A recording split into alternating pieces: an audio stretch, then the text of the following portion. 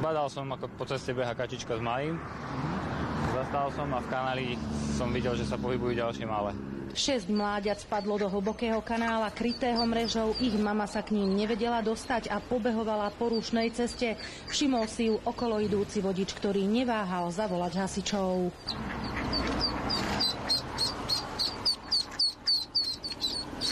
Za mamičkou. Moje, aké si rýchle. Zlaté to je.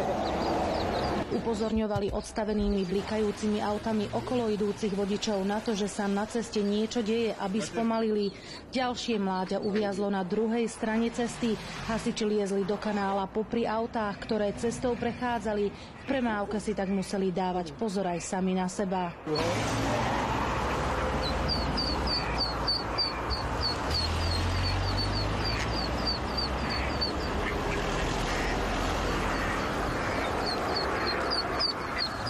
Behala určite aj s malým, zo 3-krát by ich tu už bolo zrazilo. Kačacia rodina prešla z Hrona cez 2 dvojprúdovky plné aut. Hasiči ich naložili do vaku a odviezli späť k vode. Všetky sa bezpečne vrátili tam, odkiaľ sa vybrali na výlet. Oni pôjdu za ňou.